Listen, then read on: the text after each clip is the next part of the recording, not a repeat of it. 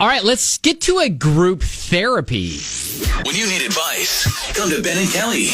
It's group therapy on 99.7 DJX. Eric says, hey guys, I'm just reaching out to see if maybe other people sharing stories might help me finally get over this thing that happened when I was a kid. Okay. So when I was in 8th grade, my parents punished me pretty harshly for spending $200 on pay-per-view movies that we'll say weren't exactly appropriate for my age. I get it. That was bad. But they knew about it for 2 weeks before Halloween and waited until then to drop the hammer. Oh. They grounded me from running around the neighborhood with my friends on Halloween. Instead, I had to sit on the porch of shame and hand out candy. Okay. When my friends came up to ask why I wasn't out with them, I had to tell them why. They even gave me a nickname afterwards that I won't share, and it lasted all the way through the end of high school, and it's kind of haunted me ever since. So I guess misery loves company? Anybody else get punished in such a way it kind of stuck with you all these years? Thanks, Eric. Wow. I mean, when you're a certain age, obviously going out and trick-or-treating is the thing. Right. So or having just running around with your friends. Yeah. Still, like a thing to do. Yeah, I mean, but I do also remember kind of enjoying sitting back and handing out candy once I got to a thing. But Eric was I mean, not in that space. Yeah. I think that was a pretty inventive way to punish him, though. Oh yeah. I thought that was pretty good. Because that was $200 on inappropriate movies. I was gonna say that's more than one. Yeah. More than one. Yeah. Oh shoot, that's funny. Yeah, I know that he's looking for sympathy right now, but I kind of almost am siding with the parents. Oh yeah, like my kid better never. It stuck with him, so that worked, right? It did work. But he didn't do that again. I mean, at least he tried to cover his tracks a little bit better the next time. What is the matter with you? That's not the lesson. Ashley, cover your tracks better? Yeah, Ashley said, I got grounded for a month. No friends, no leaving the house, no phone, no TV. That was the longest 30 days ever. Oh, wow. Yeah, well. Memorable ways that you were punished as a kid. Oh, Robin, being grounded from seeing my best friend Kim. What did Kim do is what I'm asking. Yeah, I was going to say, is Kim your, that friend who gets you into trouble? The bad influence? Right. Yeah. Right. Oh, dang. I need the more details on that one. All right. So let's hear some more of yours. 502-795-1997.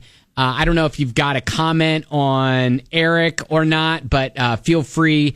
But yeah, we'll get into that. He just wants you to share. Just share, share with me how you screwed up so bad that you got punished. That was super embarrassing. Yeah, don't leave him on an island is basically what he's asking. Exactly. Okay, so we'll take some of your stories on the way. Coming up, have any memorable punishments that have stuck with you from when you were a kid, or at least something that you thought was a punishment when you were a kid? Got a message from Lindsay. I got in trouble for watching The Nightmare Before Christmas at my friend's house. Had to clean the driveway. 2 vehicles. Was grounded because my dad thought the movie was witchcraft. Oh, gosh. Oh, wow. The Nightmare Before Christmas. Of all the Halloween movies, though, I feel that was pretty mild. Right. Amy, I had my mouth washed out with soap once. That was pretty bad. I still say the F word often, so it didn't even work. Oh, dang. Probably works the opposite. Right. Like I'm going to do it even more. Right. Sarah said, my dad told us kids we couldn't go to school until we cleaned our rooms. Well, we went to school late. He made us tell our elementary school principal why we were late. Being yelled at by my dad and then being embarrassed was bad enough. Oh, no. Yeah, it's the whole embarrassment thing. That can stick with you. Oh, yeah. Well, and Michelle, again, getting a bar of soap in my mouth at school. Because I was laughing at another kid getting a bar of soap in their mouth. Oh, wow. You think that's funny? Here, come here. Here, have some. Have some of this. How funny is it now? Wow. Oh, my gosh. Hey, Chelsea, so this triggered you, right? So that struck a nerve because in about 6th grade, my teacher got mad at me for talking in class He moved my entire desk outside during the switching of the block periods that we had Gosh. with a sign on my desk that said, I'm not bad, I'm just misdirected. Oh, no. Oh, Yes. gosh. It embarrassed me to all hell.